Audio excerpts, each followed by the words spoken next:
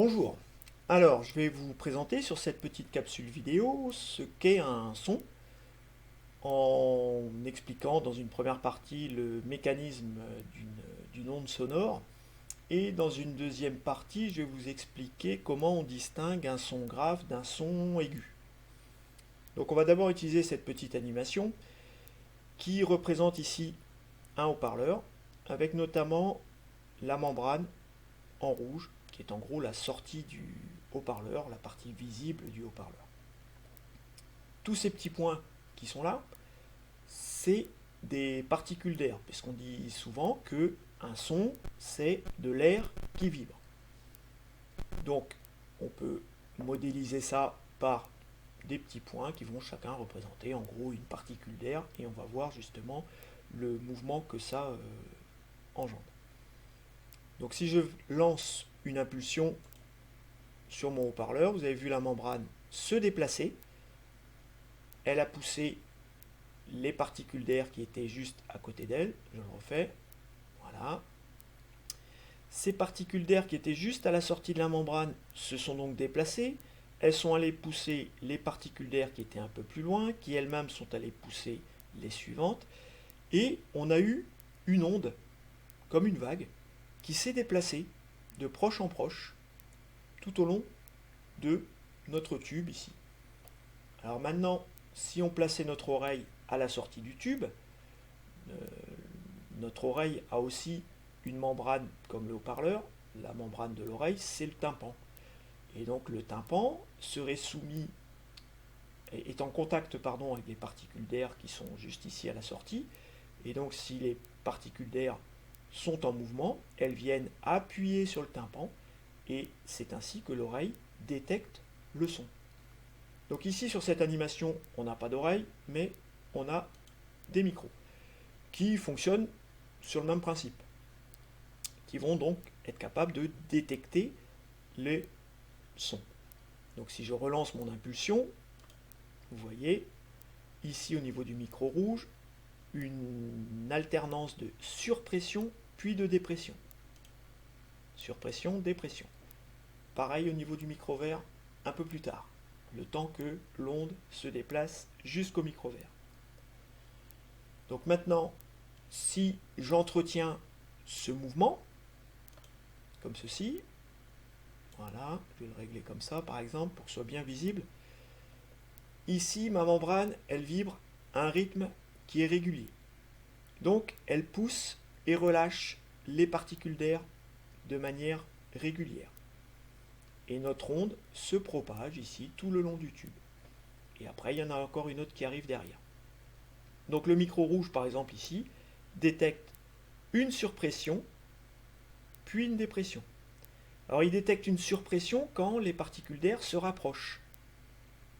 Et ensuite, les particules d'air vont se détendre pour revenir à leur place, et ça provoque une dépression. On a donc une alternance de surpression de l'air puis de dépression de l'air qui est captée par chacun des micros.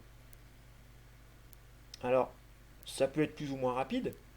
Ici, si je mets au plus lent, vous voyez que l'alternance surpression, dépression est à un rythme assez lent. Et si je mets au plus rapide, voilà ce que ça donne. Et le micro détecte une alternance de surpression et de dépression à un rythme beaucoup plus élevé. Donc le micro il va capter là des sons qui seront différents. C'est là qu'on va apprendre à distinguer les sons graves des sons aigus. Alors on va pour ça utiliser le clavier. Donc pour ceux qui sont habitués au clavier, sur la partie gauche, on va retrouver les sons plutôt graves. Voilà, et sur la partie droite, les sons plutôt aigus. Ici sur l'écran, vous avez pu voir des courbes qui s'affichaient avec des parties hautes et des parties basses. La partie haute peut correspondre à une surpression du micro et la partie basse, un creux, correspond à une dépression captée par le micro. Donc ici par exemple on a un son qui est très grave, là encore, vous voyez qu'on a une courbe où il y a peu d'alternance entre surpression et dépression. Alors que si on va dans les aigus, on a beaucoup plus d'alternance entre les parties hautes et les parties basses de ma courbe, c'est-à-dire les surpressions et les dépressions. Alors ça, c'est parce que la membrane du haut-parleur vibre beaucoup plus vite.